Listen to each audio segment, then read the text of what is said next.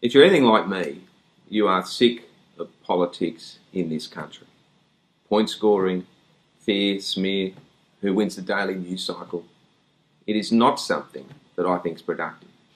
Because the problem with it, we face big problems here in the state and across the country. And at the moment, the biggest challenge we face is in our health system. And if you look at state budgets and the Commonwealth budget, and you roll that forward to 2030, each year the problem gets worse and worse. Indeed, by the time we get to 2030, it shows that our budgets are short overall by $45 billion. And in terms of health, that's $35 billion. So a health system not funded on an annual basis by $35 billion. Imagine that, because health is relied on by everyone.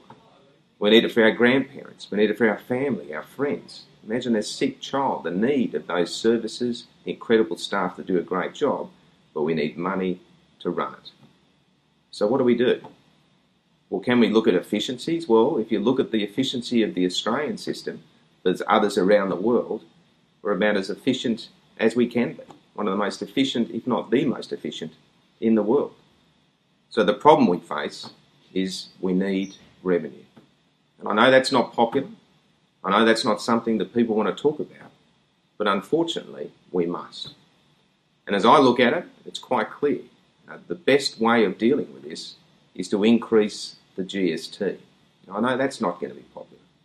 But ultimately, if we do that, we put all the dollars raised into health, into the challenge we face, and you importantly look after those families who need support, so families under $100,000 not being any worse off, well, we have a capacity to be fair and also to deal with the big fiscal challenge that we have. Now, we're about to go into a leaders' retreat with the premiers and the Prime Minister. I guess my call to all of them is, let's look at this. Let's deal with this in a constructive way. We know the challenge we face, and I think what the community wants to see from us is dealing with the problems in their interests, nothing else. So that's exactly what I'll be putting forward.